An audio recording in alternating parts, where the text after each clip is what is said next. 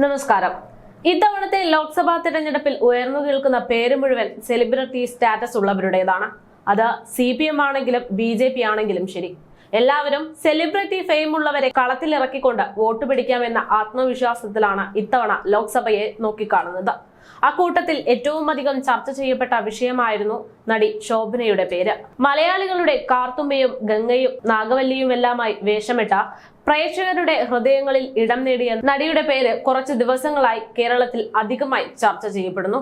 അങ്ങനെ ചർച്ച ചെയ്യുന്ന വാർത്തകളിലെല്ലാം പ്രധാനമായി പറയുന്നത് ശോഭന അടുത്ത ലോക്സഭാ തെരഞ്ഞെടുപ്പിൽ തിരുവനന്തപുരം മണ്ഡലത്തിൽ നിന്നും BJP സ്ഥാനാർത്ഥിയെ മത്സരിച്ചേക്കും എന്ന സൂചനയായിരുന്നു. പ്രധാനമന്ത്രി നരേന്ദ്രമോദിയുടെ തൃശൂർ സന്ദർശന വേളയിൽ ശോഭന വിശിഷ്ടാതിഥികളുടെ ഒപ്പം വേദിയിൽ എത്തിയതോടെയാണ് ഇങ്ങനെയൊരു സംസാരം ഉയർന്നു പൊന്തിയത്. എന്നാൽ പിന്നീട് ഇക്കാര്യം ഇത് രാഷ്ട്രീയ നിരീക്ഷകരുടെ മാത്രം നിഗമനമാണ് എന്നൊരു വാദവും ഉയർന്നു കേട്ടു.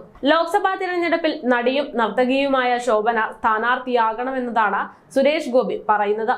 ഭാവിയിലെ നല്ലൊരു രാഷ്ട്രീയക്കാരിയായാണ് ഞാൻ അവരെ കാണുന്നത്. അവരുടെ സ്ഥാനാർത്ഥിത്വം സംബന്ധിച്ച് താനും കേന്ദ്ര നേതൃത്വവും അവരുമായി സംസാരിച്ചിട്ടുണ്ടെന്ന് നടൻ സുരേഷ് ഗോപി പറയുന്നു. തിരുവനന്തപുരത്ത് ശോഭന മത്സരിക്കണമെന്നതാണ് തന്റെ ആഗ്രഹമെന്നും സുരേഷ് ഗോപി കൂട്ടിച്ചേർത്തു.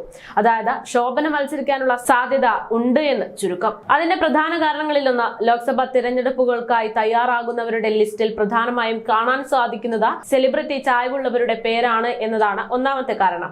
ലോക്സഭാ തിരഞ്ഞെടുപ്പിൽ കൊല്ലം മണ്ഡലത്തിലേക്ക് LDF സ്ഥാനാർത്ഥിയായി സിറ്റിംഗ് MLA-യും നടനുമായ M മുകേഷിനെയാണ് പാർട്ടി ഇറക്കാൻ തീരുമാനിച്ചിരിക്കുന്നത്. മറുവശത്ത് BJPക്ക് വേണ്ടി നടൻ സുരേഷ് ഗോപിയും ഉള്ളപ്പോഴാണ് ഇപ്പോൾ അതിന്റെ കൂടെ തന്നെ നടി ശോഭനയെ കൂടെ കൂട്ടിച്ചേർക്കുന്നത് എന്നതും ശ്രദ്ധേയമാണ്. എന്തായാലും ശോഭനയും ഇനി രാഷ്ട്രീയ ജീവിതത്തിലേക്ക് ഇറങ്ങാൻ അധിക നാൾ വേണ്ടിവരില്ല എന്നതാണ് ഇതിൽ നിന്നെല്ലാം വ്യക്തമാകുന്നത്.